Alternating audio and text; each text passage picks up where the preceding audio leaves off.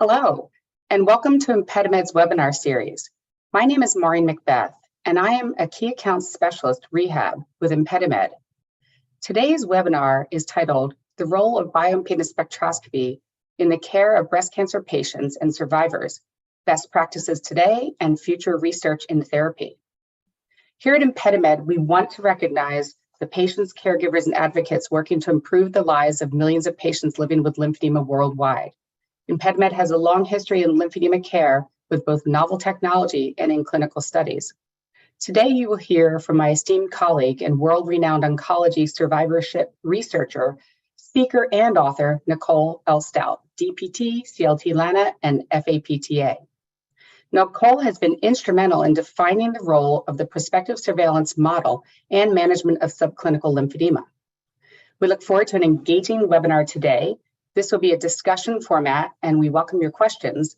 You may participate by submitting questions via the Q&A icon on your screen. We'll answer as many questions as possible during the next hour, and we'll follow up on any questions that we were not able to address live. We're happy to offer certificates of completion for your participation in the webinar upon request only. To request the certificate, you can either respond to the email registration confirmation or email us at info@impedimed.com or contact your ImpediMed representative. All webinars are available for replay approximately 1 week following the event, and you may find them on ImpediMed's Oncology YouTube channel. Please subscribe while you're there. Now, I'd like to invite Nicole to join me on screen. Hi, Nicole. Next slide, please. Oh, good to see you. So look at our bios. Everyone can just read those, and when you get the recording of this, you can look at them a little more closely.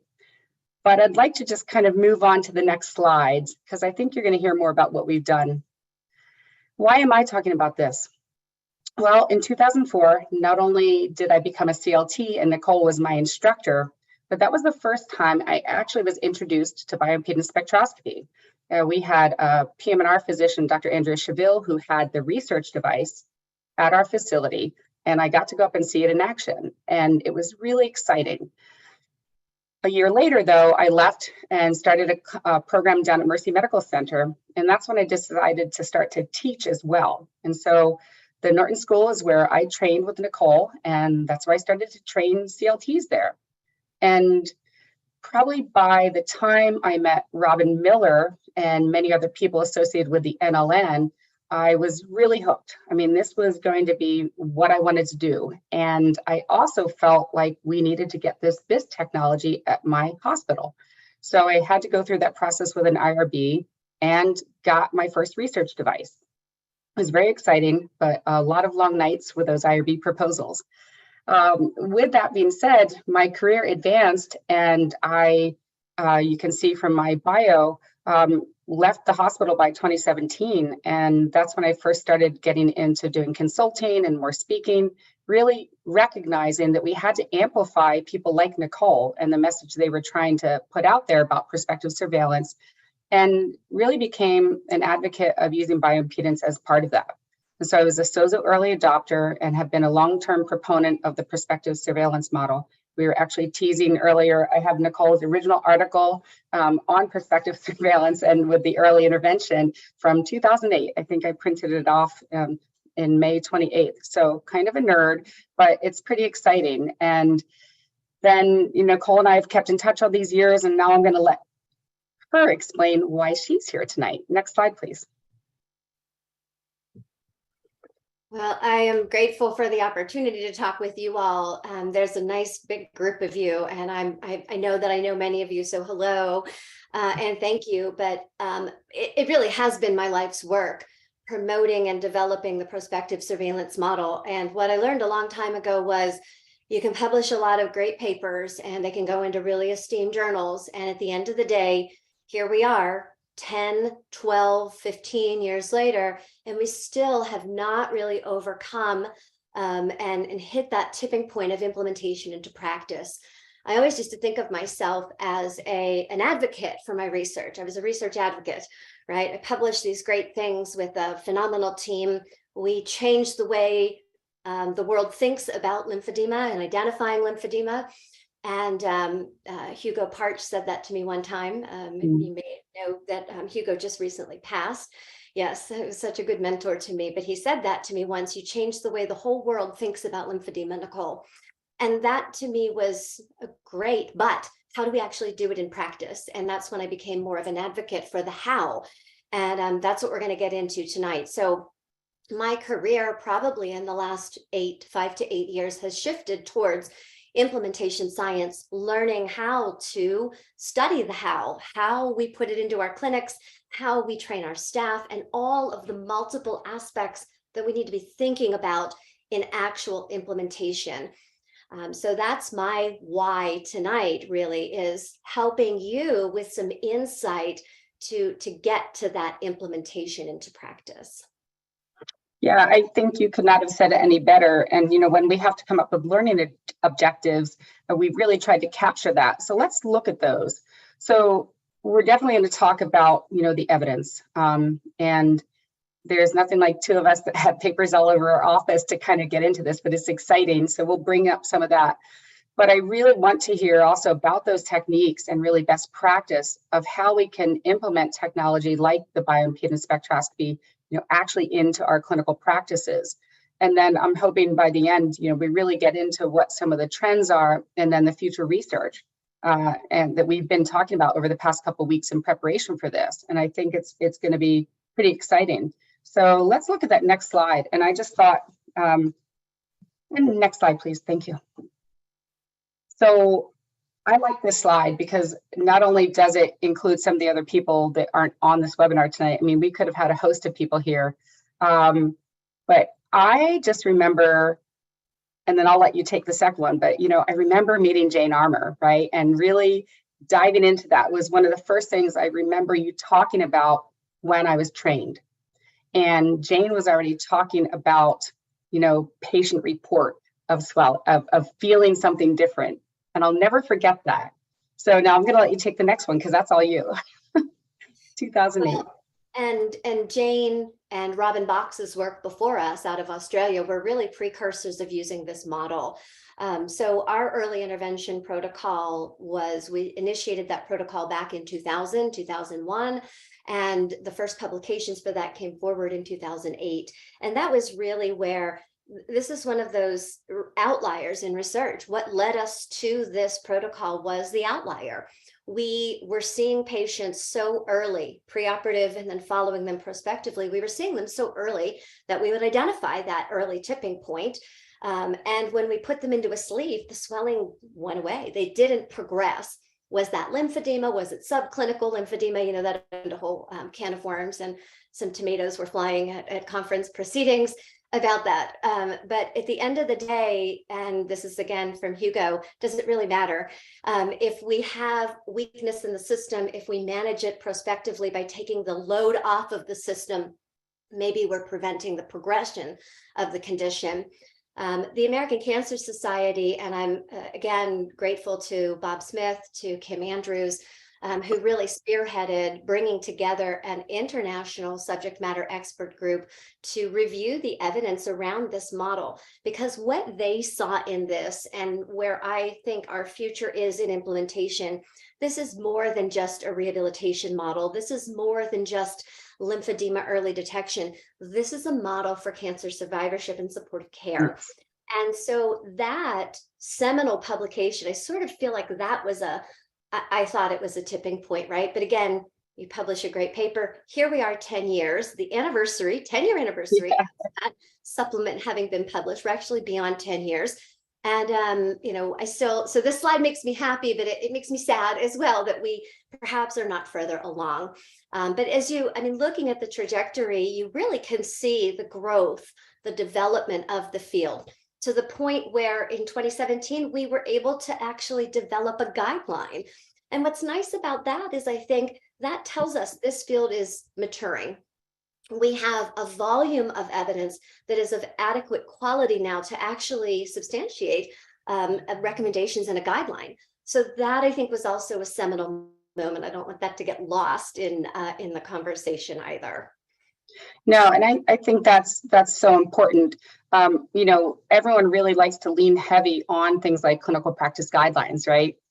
And whereas, you know, leaning heavy on some of this early work, it almost got me in trouble when I was at my one job, because the surgeon's like, where's the research on this? I'm like, well, I had to pull out, you know, things like your article, but we started to do, you know, giving the sleeves to the patients. And, you know, I think, again, a lot of the people whose paths we cross with a lot were the same way, like, let's just start to do this, you know, let's not wait till every piece of evidence comes in.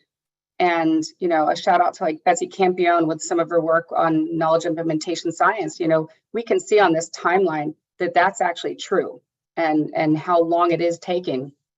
So I don't, I'll finish up this slide. I just love, you know, ending really here with the PREVENT trial. And I think that's finally, you know, the kind of evidence people were looking at, a big randomized controlled trial with over 1,200 patients, and, you know, incredible colleagues who worked on that, you know, Dr. Sheila Ridner, Dr. Louise Kohlmeyer. I mean, really, these are the giants in our field.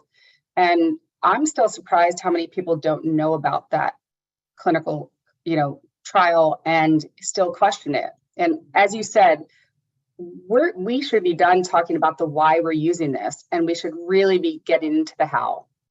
So let's go to the next slide. Thanks. I just like to put this out there because I think if you haven't heard of the diffusion of innovation curve, you need to look it up. It was actually first used, I think, with farmers and trying to help them leverage using different practices to protect their fields and crops. And so if we think about where we are today with prospective surveillance model, Nicole, don't you think we're right here on this curve, and it's, you know, that straight up trajectory?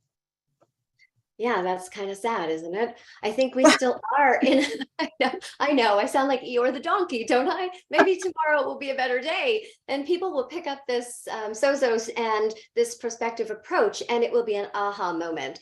And, Yeah. and I think part of that is helping the work that we're doing now in implementation to really to provide that roadmap to you all. And if you're out there trying to get the early majority, early adopters on board, overcoming the naysayers in your healthcare system. I hate to use the word bean counters because everybody's important in that healthcare system, but you've got to be able to make an ROI case. And so we'll talk about some of those things with feasibility, with workflow, with staffing models, Yeah. because I think that's what's going to help as a tipping point. We can talk about the theory all we want. We've got to get past it. Yeah, no, I agree. And so let's go to the next slide, because this is sort of interesting. You know, I did make a jump from full clinical practice. And even when I was doing consulting, I was still working full time in clinical practice. And I had to make a decision. I remember talking to you about this. Like, I felt like I had this opportunity. And when I saw what ImpediMed was going to be able to do with not only having the research behind, you know, the product, but actually having a programmatic approach to this. We don't just come in and say, here, have a SOZO. It's like we have to engage the whole team, almost in the model that you're talking about. So we have this test, trigger, treat protocol as well that was based on your work, your seminal work in 08, and then those that followed, you know, Saran and other groups that did similar things. Next slide, please. So I think I just want to point out in this slide, one of the things that's so important is this means so much to patients that these are actually all my actual patients who volunteered to have their limbs pictures being used to help promote this. And that brings not only tears to my eyes, but it just tells how important it is for patients that we do something about this. You know, and I like to have people think that we really want to focus everything on that green and yellow area. We don't want people to ever have to get into those red zones. And I think even the visuals that we use with SOZO, it is so like the patient connects to it right away. They say, oh, good, I'm in the green zone. So let's go to the next slide. And so again, we have a program, and that's what I like about it. I think we're going to talk more about programmatic stuff as you get into the next thing. But I love this because, again, it's pretty simple. I think patients understand it, clinicians can understand it. But again, we just have to start to do it, you know. And our company has a lot. What I like is tons of implementation resources. I mean, it would be a whole other webinar to actually show you everything we have. Our implementation guide is huge. Oh, we can go to the next slide. because this is where I'm gonna, I'm gonna kind of hand it off to you after this. But this is, I know we agree with this, and I actually still have the original copy of this article because I was so impacted by it. But this was, Alan Jetty's editorial 2017, Overcoming Ignorance and Ineptitude. And I just was stunned. And that was really when I started to understand that a lot of evidence-based innovations never make it. And it really scared me. So I'm going to turn things over to you a bit. You can talk about this a little bit more, but that next slide you have is that proactive versus reactive. And so, but yeah. What I liked about Alan's editorial and the quote from Don Berwick is that the dissemination and implementation happens slowly, if it happens at all. So we've probably all heard the adage, it takes 17 years to go from a published innovation with an evidence base to actual implementation and diffusion really into influencing practice. And sadly, only about 14% of those things that actually are published with a decent evidence base ever even make it to a real implementation. So it really is a call for implementation practice. I like Don Berwick a lot. I like IHI. I like the quadruple aim. It's really what I've centered my ROI metrics around, that balanced scorecard. Yeah, so let's go ahead and to the next slide and talk more about that. If you had a chance to see I'll be self-promoting my Malley lecture. This was really the premise of the APTA Malley lecture that I gave. We have a confluence of circumstances with any patient who has a cancer diagnosis. We know that there are risks that will escalate their chances of an adverse outcome, i.e. lymphedema. And so knowing those things, we know with a great deal of certainty at the point of diagnosis, what type of surgery they will have, roughly how many lymph nodes, will they have radiotherapy or not? What tangents will they receive? That plan is developed early. So we know the risk, we can begin to risk stratify.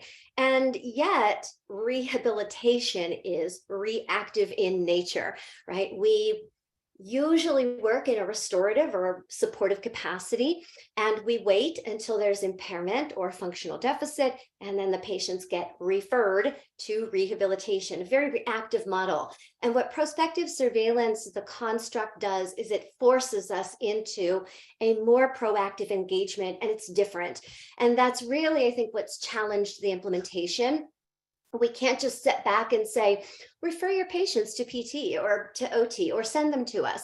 It isn't going to work like that. For us to be proactive, there's a co-location aspect to this in the cancer institutes with our cancer physicians. There's technology, there's triggers in the electronic medical record. So what I see in the evolution of the approach that ImpediMed is putting forward is exactly that, right? Start at baseline, repeat the testing, identify the trigger, and treat. And that's where we should be going with, and this isn't just about breast cancer, folks. So go ahead on to the next slide. So what I think a lot about in getting us to that proactive, prospective is really moving to the how, right? As I said, we can talk about the why. Patients have a large functional morbidity burden associated with cancer. We can talk about the what. We implement prospective models of care to identify these impairments, these functional morbidity, and manage them. But how, Nicole, how do we do it? And so we have started down the pathway of really methodically studying implementation. So just recently, our newest publication is here on the right in the Journal of Cancer Survivorship. This is our group at WVU who has implemented the prospective surveillance model several years ago. In 2012, they started, and Swisher was really proactive in understanding the prospective surveillance model. In 2016 and 17, they brought in a physical therapist as a full-time FTE to run the prospective surveillance model. So this has been up and running for a while. So we had an opportunity to do a retrospective analysis, essentially a post-implementation analysis of this program. And that's what we've published. And I'm going to share some of those insights with you. We've also enhanced and changed our distress screening and management pathways for our supportive care and survivorship program, which has simply enhanced across our Cancer Institute, our ability to proactively identify when patients tell us they have a problem. I always say your patient tells you everything you need to know if you just listen. And Jane Armour's work told us that too. Listen, when they tell you it's tingly, it's numb, something's going on. So this was presented at ASCO's Quality Symposium last fall, and that paper is in review right now. So these start to lay the foundation to be thinking about the how. So let's dive into that and go ahead to the next slide. So implementation science gives us methodical frameworks, theories, and models that we can utilize to really assess our practice around us and understand what are the barriers and the facilitators of me implementing this innovative program. And these are the numbers that I spoke to you about before. So very simply, I'll tell you, when I think of implementation science, as a researcher, I think I published this paper, it's the greatest thing. Everybody should be doing this. You look at the data from PREVENT trial, from many of these, and you say, why is this not the greatest thing for everyone, right? And if you remember the Indiana Jones movie when they found the lost ark, and for him as an archaeologist, it was like earth shattering. The whole world should have jumped up and down and said, this is the most important finding to mankind. And at the end of the movie, do you remember they had it in a box and they were pushing it into a warehouse where there were just tens of thousands of boxes that looked exactly the same? That's what research is, right? Tens of thousands of papers that get published in these journals and they sit on a shelf until we actively work towards implementation. So a great idea is only going to be as good as we can take it forward through a methodic process. We can't just wish or say, hey, there's this great paper, let's go do it. Implementation science takes us through a methodic process to get to what will actually work in our specific setting. So the next slide. This is adapted from an article that I go back to again and again and again. This is the Brown article, really reviews implementation science frameworks and models and talks about study design in a way that I think is very digestible for clinicians. But this picture that I've taken here and adapted tells us when we get to the point of having an evidence-based intervention that we know is effective and has clinical efficacy, this is the box that we need to be thinking in about how we actually get it into practice. So we have to explore our surroundings and understand what is around us in the context within which we work. We have to prepare people, structures, workflows, reimbursement pathways, clinical pathways. We have to prepare and then we implement.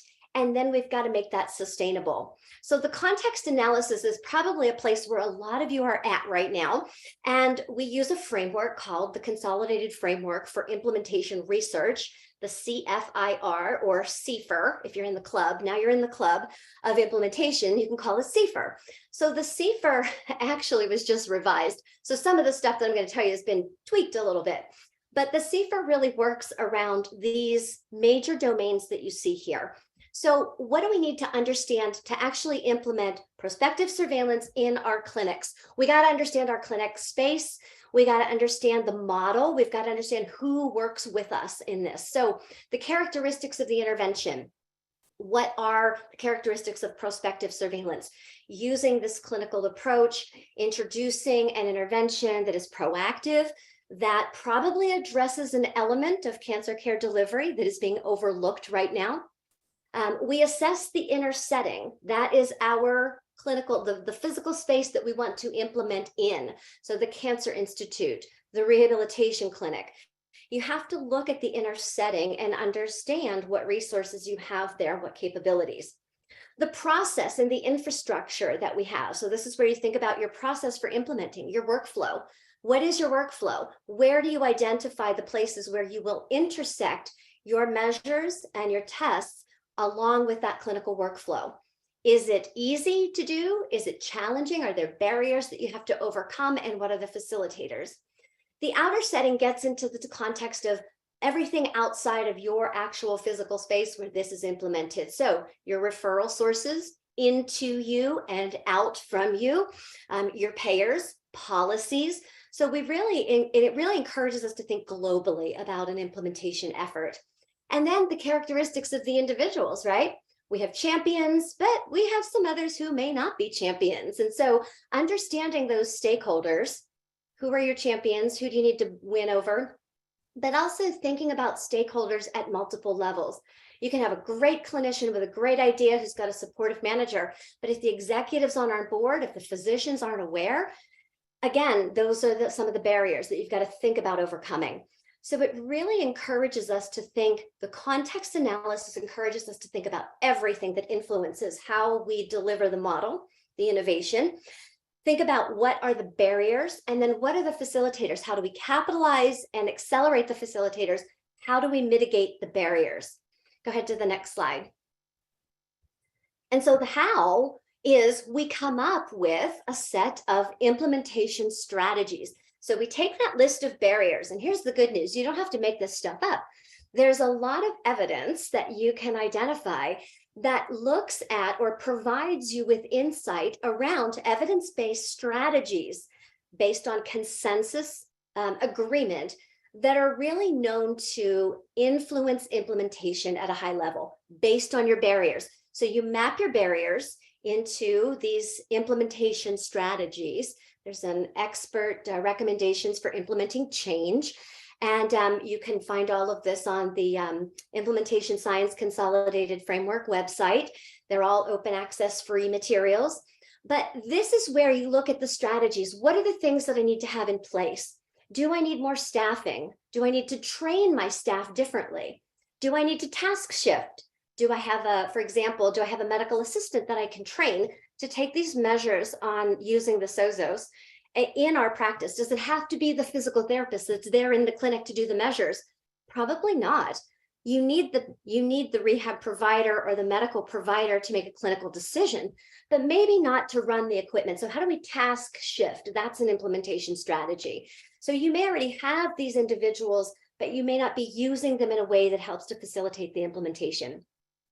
What funding do you need? What type of processes do you need to put in place to solidify this as either policy or procedures for your clinic and your clinical pathways? So, and we have to think about these, not just you, the clinician, not just the clinic that you're in, but from an organizational perspective. So we refer to these implementation strategies. They must be influencing at multiple levels. So we talk about multi-level interventions to influence implementation. Go ahead to the next slide. So Nicole, as we go on to this one, I just want to, there's a question that's come up, and it's sort of, how do we propose to engage when it's the administrators and the clinicians, let's say the physicians, who are one of those barriers?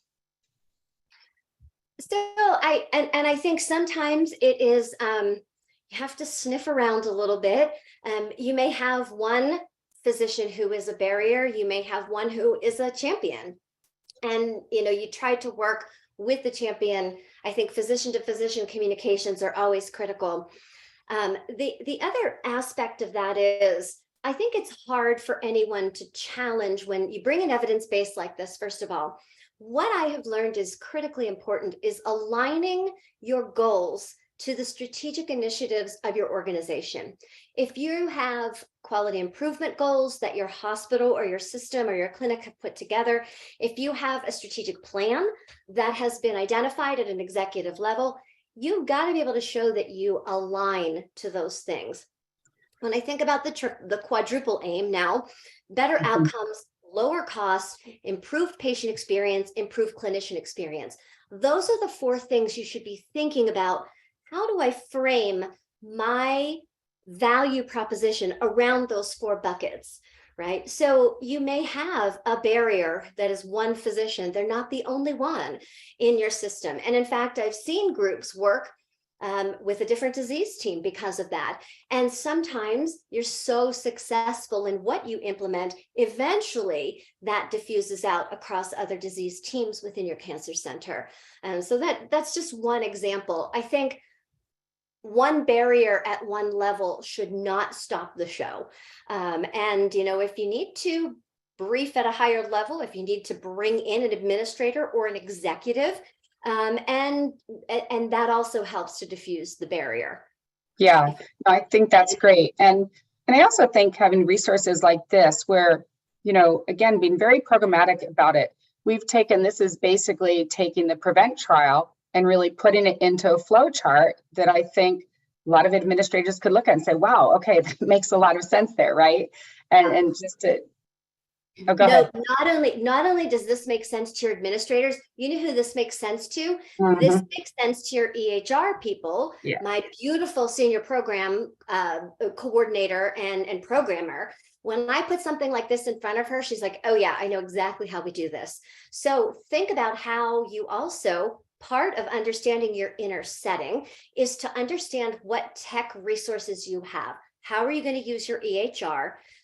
Do you set critical threshold triggers in your EHR? Do you set alert reminders in your EHR every 3 months? An alert comes up. Patient hasn't had their SOZOS measure in 3 months and they're due. Hasn't had their distress score or whatever other PRO you've implemented and they're due. So this is the type of flow sheet that becomes a clinical pathway that informs the change to the workflow. That's what I like about this. My programmer would look at this and be like, woohoo, you get it. This is what they need. Yeah, no, I couldn't say that more. Let's go to the next slide because this is, again, just this is implementation from, again, having that protocol in place. The SOZO, all the things you're talking about. What's that location? Where is it? Oh, it's next to the scale where the patient's coming in, meeting the patients where they're going to be seen. And patient communication, which is key. We haven't talked a lot about that here, but I even think patients understand that last flow chart we had. And they see that, they're like, oh, I get it now. I see that you're really gonna, it's you know, like many other diseases, like diabetes, you get your A1C every 3 months. You don't question that. And I think when I know Dr. Ridner talked that her patients, and Louise Colmeyer said this, many of the people who took part in PREVENT said the patients were so eager to come back and they didn't care that it was 3 years and it was a lot of visits, but they wanted other people to have the benefit they had of this. And I think that's really important about educating that part and then really, you know, working directly with a patient. And then, you know, I had a question before about how do we engage them also in this process if, let's say, your facility is trying to, you know, get something like SOZO. I think they can be a part of it, don't you? Absolutely. I think the patient voice, if you can bring that into it, one patient with one experience that was positive, one patient who maybe you made a save on, that patient will be a spokesperson for you for life. The other thing that we have to really think deeply about, and I share this a lot kind of unabashedly as an opinion, the evidence base is growing so much and is so strong towards an early intervention protocol and early detection. We are going to come to a point where it may be considered negligent that you have failed to identify this change when there's so much evidence. So, you know, kudos to Catherine Alfano in a recent paper of hers that I read, who said something very similar to those words. There's an element of medical practice that is best practice, and we must achieve that. And if we fall short of what is an anticipated best practice, you know, it may in fact be that we have neglected to provide our patient with adequate care. So I'm not trying to encourage discourse, but I do use those words very strongly and say, it may not be today, but I do think with technology like this, with evidence that is so strong, Maureen, the numbers that you showed, 0 patients go on to stage 2, 0 patients go on to stage 3. That right there is remarkable. Yeah. You're preventing or at least reducing the risk of this lifelong chronic condition. We don't even want to talk about cost modeling that, right? That's a whole nother issue. Yeah, I mean, the cost modeling you did on that before should be enough for any of these administrators in a, you know, hospital or any healthcare system to look and say, oh yeah, we don't want to go there. I mean, it's very expensive. And, you know, especially for the patient. And that's, you know, topic for another webinar, right? But I think what's really cool with the technology now, and, you know, I like to think I was part of that because before I even worked for the company, I was part of a bunch of clinicians who said, yeah, we need analytics. And so that is where our system has that built in. So those return visits can get scheduled, again, part of that workflow, right, before the patient leaves. And then there's, you know, ability to interface with EHR systems. And so, you know, these workflows about Are we going to print the, the report out, the LDEX, or, is someone responsible for uploading it? Who does that? And the more these things get automated, right, the easier it's going to be. Yeah, I agree. Great. All right, we have some questions coming in, but let's go to the next slide while I look at the questions, and then. Yeah, and really, I mean, we're pretty much done, and I'd like to wrap up just in the next few minutes because I really want to leave time for some discussion.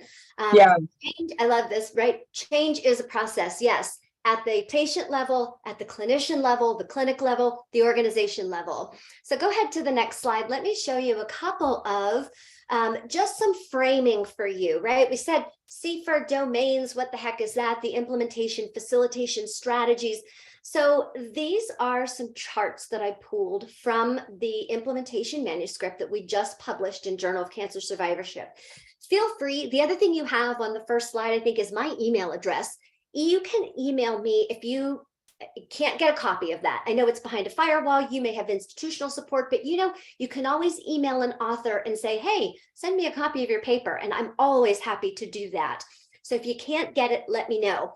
But the implementation strategies, as I said, we've got to think multi-level. We've got to think super pragmatic. And we have to think about making it sustainable, which is what I love about this paper. We looked back and said, we have actually codified in our policies and our procedures within the Cancer Institute how we use this model. So our CFAR domain, we said the intervention characteristics. What about prospective surveillance? Did we need to assess? Well, the provider needed to be educated for what the heck the evidence base was for prospective surveillance.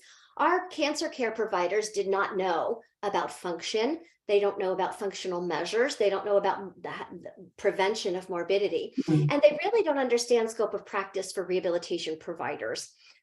Adaptations to the prospective surveillance model were necessary. We ran that as a research protocol. We had a set of tests and measures, and maybe you can't do all of those in your particular setting. You got to consolidate it. You got to focus on prioritization of what makes it simple and what makes it actually implementable. So based on some of the barriers that we identified, we said our facilitation strategies were, we've got to educate and train our stakeholders, right? Their awareness of this is a consultative approach. One of the docs said initially, well, we're not going to build a gym in our cancer center for you to do PT. And we said, no, but that tells you a lot about where their mindset is coming at this idea of what rehab does. So we had to educate them. This is a different approach. It's consultative by the rehab provider. We shared that evidence base. We had to make adaptations to simplify the tests and measures to make it very, very efficient for that therapist to do a quick assessment. We had to change our infrastructure. We had to streamline our clinical pathways, standardize our assessments. We created flow sheets, smart phrases. We're on Epic. We created smart phrases to link to those things so that everything was very, very standardized. And so because of those facilitation strategies that you see, these were actual policies and procedures that happened within our Cancer Institute. We now have a standard set of clinical measures for our breast patients, for our head and neck patients as well. This is what is done on what timeline. We have standardized intake forms. They're all embedded as flow sheets in our EHR. It makes it super simple and repeatable because it's now standardized. So go ahead to the next slide. So the inner setting, this is really the critical, one of the most critical pieces is to understand your workflow, your staffing model, your delivery structure, the culture within your staff towards an innovation like this. So we identified that we needed collaborative networks, communications were necessary around our Cancer Institute at every level to really positively influence this delivery structure. We had to present data-driven results in a repeated fashion.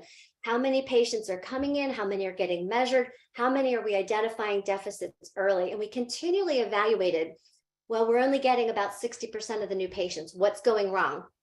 Is the physician not referring them? Are patients declining? So we continually evaluated to improve upon those processes. We really had system-wide network development, communication strategies at every level. The executive director of our Cancer Institute was on board, was briefed routinely. The administrator, the financial administrators were on board, were briefed routinely about our progress as this was implemented. Our physician champions, I can't say enough about them. And I don't, even physicians that are rehab medicine docs, we're not oncologists, right? And so the hierarchy still exists. Nothing changes the opinion of a doctor more than another doctor who has a very strong opinion, who they see as a peer or even as a superior. I've always said this, and I believe it. If the surgeon wants it to happen, it's happening. And so I find those sometimes as a target. But fostering those administrative champions and really bringing them in for repeated briefings and understanding what was happening with the program. And you can see our policies and procedures. We hired a board certified oncology therapist. We have established post-operative order sets that automatically go, pre-operative order sets that automatically go, triggered for the patient. Nobody makes a decision. Nobody looks at the patient and says, well, it looks like you might need to go. Nope. Those are established and those trigger at set time points. That's the way we have set up our policies to structure the implementation. We also have dedicated space. Our clinic sits adjacent to the Cancer Institute. We have dedicated space in the Cancer Institute where the therapist goes into the breast care center and can do these assessments with patients. So it's also become it's helped to broaden the work of our oncology specialist, who now sits on quality improvement committees, participates in research trials. So it's really helped to elevate her role in informing cancer care delivery. So these are just two of the examples across two of the 5 domains from CFRO that I wanted to share with you, just to give you a taste of how we go from a barrier to the facilitation strategies that we used, and then saying, these are the things, the policies, processes that we implemented. So go ahead to the next slide. So I really, as I said, if you really want to make traction, I think this model is not just about physical therapy. This model is not just about lymphedema. It is for tonight because we're talking about SOZOs and lymphedema, but it's not just about rehabilitation.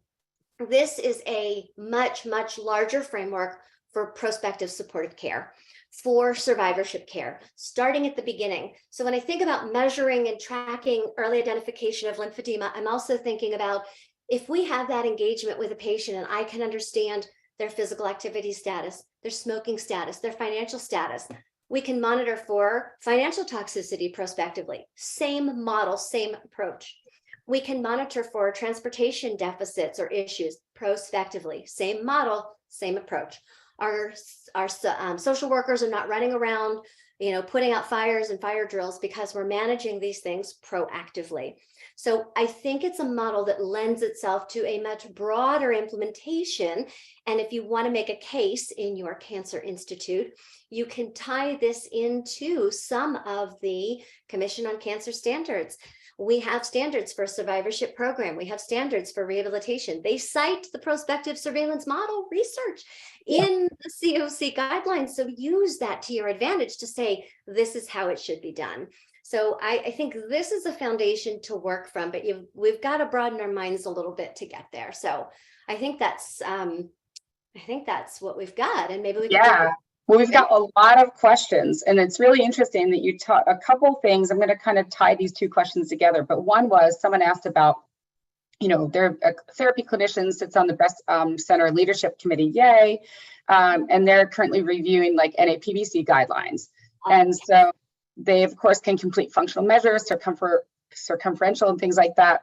They said the problem is they cannot fit every breast cancer patient in our caseload prior to surgery. And so they're asking about recommendations of even some things the surgeon's office could do. But, and they're hoping to get SOZO soon, which I totally agree you need it, because this is what you said before, Nicole, that can go in the surgeon's office, right? So that can be a big part of what would get done, so that if you miss a patient, you're not going to miss all of those patients. Because that's something I definitely see as a barrier in a lot of places. They're looking at the workflow and just rehab getting overwhelmed. And right, so that's a good problem to have, right? You've got buy-in, you've got patients coming, and you guys are going, oh my gosh, we're slammed. So this is where you can use your PROs, potentially, your distress screening, your clinical measures, even like SOZOs. again, those things don't have to be done by the rehab provider. They don't even need to be done by a physician, quite honestly, right? We can launch a PRO out to the patient. So we actually just got a grant to implement the promise function, the cancer short form function, brief short form. Forget how it's put together, but it is the Sean Smith and the group of physiatrists who've been working diligently on the validation of this PRO, and it has predictive validity. That was their latest paper in Cancer back in July. You can take a look at that one. I wrote an editorial with Jack Fu, who's a physiatrist at MD Anderson, about that finding, because we've got to use tools like that. Because you think about a large place like MD Anderson, or even relatively small place like WVU Medicine Cancer Institute, we see hundreds of patients. You can't possibly see all of them in rehab. How do we identify critical thresholds, identify the triggers, like the protocol suggests? You have to test them, you have to identify the trigger, and then you treat. So there are screening tools, and this takes us to a different place in rehab, right? We think of a rehab evaluation, 45 minutes or an hour, all of our assessment tools to get our baseline. We've got to think about screening. The screen tells us these patients need more, right? We push them down the funnel. These folks need a more detailed assessment. What does that look like? That probably goes to the rehab provider. And you know what? Out of those folks, not everyone's going to need an episode of care. Maybe you see them and things look, give you some home exercises. Let me see you back in a week or two. There are some patients that are going to need an intensive rehab care model or episode of care, but not everyone. So we've got to think about screening. How do we use things like PROs as triggers, measures like SOZOs as triggers? When they hit a critical threshold, then they get sent, or then you're seeing them on your consultative list of patients, or they come in and they report through a PRO, pain escalation, fatigue escalation, whatever the symptom might be. But that change over time, the delta, is what triggers that we need the rehab consult now. I think that's different than just everybody sees the therapist, which is crazy. No. And I think, but that's where, again, having rehab navigators, right?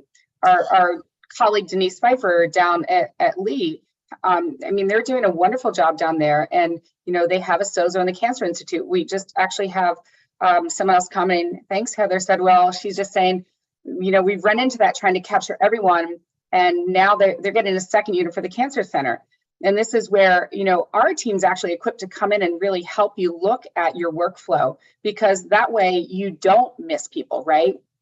And I think that's, the best thing we can probably do. And then someone else asked, can we use this model for other types of cancer patients who may be at risk? And of course, look, I know the big research we're talking about is with breast cancer, but yes, we've got lots of different options on how we can integrate, the bioimpedance spectroscopy into that. And again, maybe that will be a topic for another webinar. The other thing we can think about is risk profiling patients. So there are some new concepts now around learning health system. How do we actually create data sets from our electronic health records? Are terrible data sets, right? None of that, there's zero parity in this data. It's a mess. But we have developed frameworks, and we've developed language that helps us to create parity within these data variables. So a learning health system concept is we begin to use that data proactively. I saw somebody make a comment about get to know your clinical informationist. Oh my goodness, yes. Right. Understand how the back end of your system can be utilized to help you create those triggers.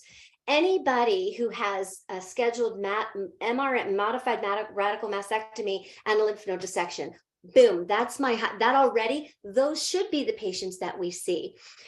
Those individuals who perhaps have other risk factors, who are having a lesser extensive surgery, sentinel node biopsy, perhaps they fall to a lower threshold where we monitor them, but perhaps they don't have that engagement with the therapist. And this will differ across every system. This is the beauty of implementation science, is that we adapt the evidence-based intervention for what will work in our clinic setting based on our resources and our approach. Yeah. And, with that, we're going to it's not like we're going to stop doing research on any of this, right? We have a couple questions right now about some people who've been doing screenings for over 2 years. And I know that's a really good program. Thanks, Marty Smith down at Cone. That's awesome. And, I'm calling her out because, we're all connected here, but it's interesting because they're saying, what do we do if someone does not have that delta of 6.5 from baseline, doesn't have clinical symptoms? Do you have them wear the garment, for another 4 weeks if they come back and it's still elevated? And I think that's where our clinical judgment comes in, right? Because I trust what's going on with that LDEX score. And sometimes I'll say, okay, maybe I will throw some other techniques in and bring them into the clinic, but not full bore CDT yet, right?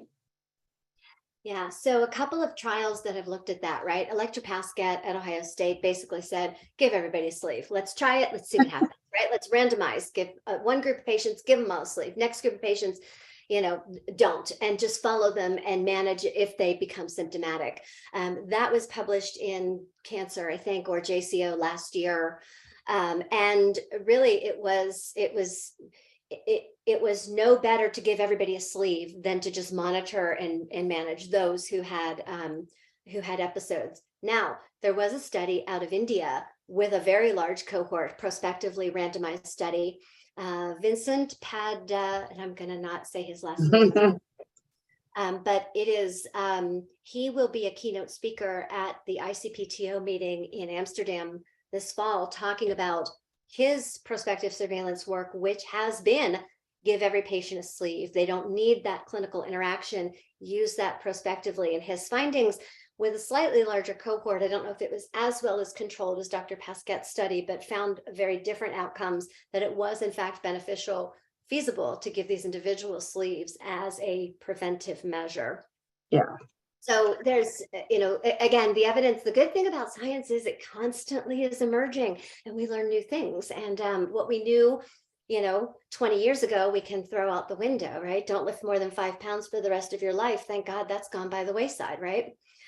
So I have to say, you've mentioned 2 names, Marty Cooper, and you've mentioned Denise Pfeiffer, and I've had the opportunity to work with both of them. And I'm just so thrilled at the work that you're doing with prospective surveillance, with embedded navigation. These are really just exemplar models, and I'd love to do more work with them. We tried to get a grant. We've been trying to do that. Well, and I think, again, with the continued research, right, it's going to be around the things we've been talking about. I think we've really got to go back to our champions in our own facilities. And I have a number of questions here, people saying like, oh, we only have 1 device in our facility. You know what? Go find a way to get to. It's not that expensive when we think about all the other costs and then all the other ways you're going to be able to utilize this technology. I mean, the goal tonight wasn't to talk about anything other than really, prospective surveillance model and how we actually start the how and get it moving. But what I will say is that we cannot limit ourselves by just using one part of this tool. I mean, this tool is phenomenal. Nicole and I are working on a project right now, possibly for a conference in the fall. And it's really exciting to start to look at some of the body composition outputs that we have. And that all happens, at a touch of that button, that 30-second test. And so we're in this really, rich data environment with this information we're getting from patients.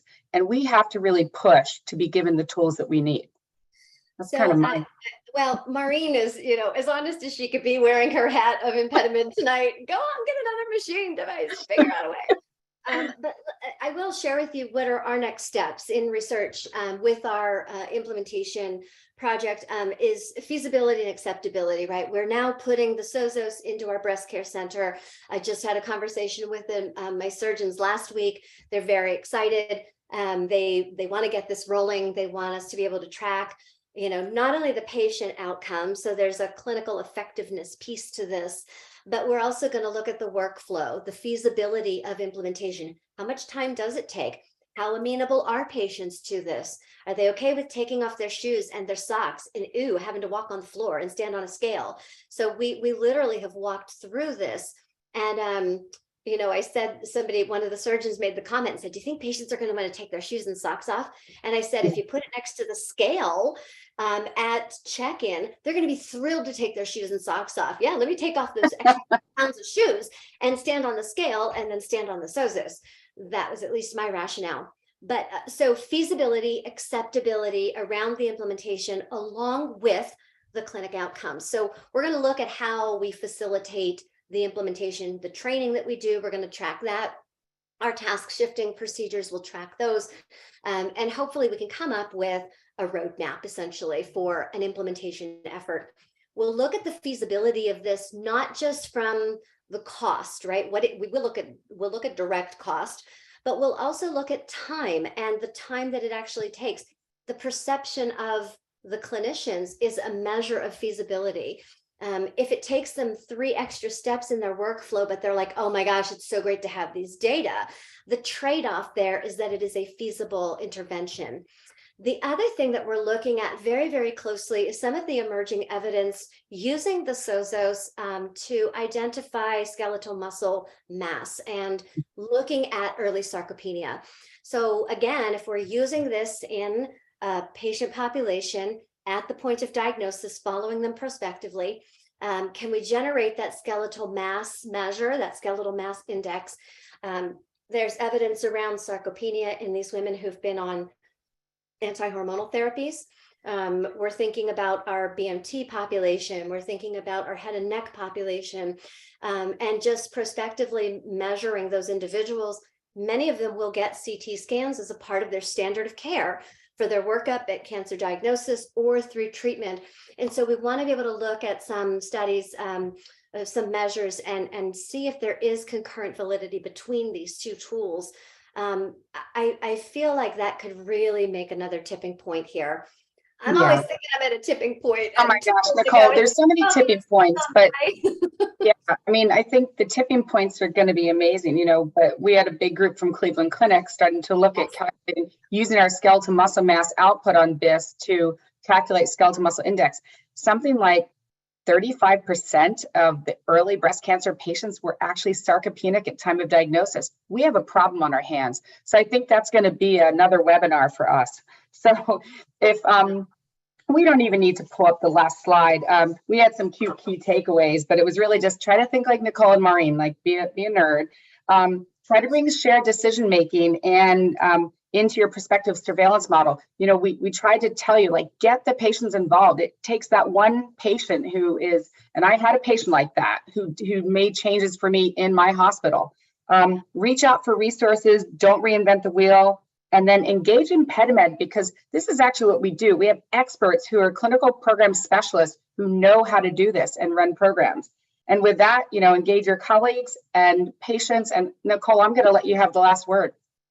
The other thing I would add to that, and I think of Marty and Denise and many of you out there, don't be afraid to adapt this model into your setting. What will work for you is what's going to work, right? Getting the disease team or the docs on board or the process, what will work for you will work. I think I have met therapists who've kind of come to me with a little tail between their legs. Oh, we implemented this, but we're only getting a small number of people pre-op, and we're really not seeing people until that post-op visit. I'm like, that's great, right? That's better than 6 months down the line when there's a big swollen stage 2 arm and a frozen shoulder and, chest wall tightness, et cetera, et cetera. So implement with the mindset of trying to keep the fidelity of that evidence base, but there are going to be changes that you're going to have to make. And you know what? That's okay. That's okay, right?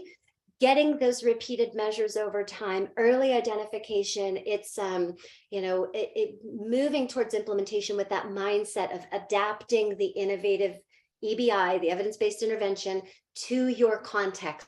That's the key. And be in touch, because I, would love to talk about multi-site studies. So yeah, thank you. Thank you for the opportunity. And thanks everyone for spending your happy hour with us. Well, I want to thank you, Nicole. Again, I just never forgot that first moment I met you, and I knew our paths would continue to cross, and they have. It's really exciting to see what we've done. And, we'd like to just thank everyone on behalf of ImpediMed. Remember, the recording will be out in about a week. So if you signed up for this, you'll automatically get that. Please feel free to reach out to us. We have a lot of information for you, and everyone have a safe evening and a wonderful, upcoming, whatever projects you were working on. Just be in touch. We're going to help you.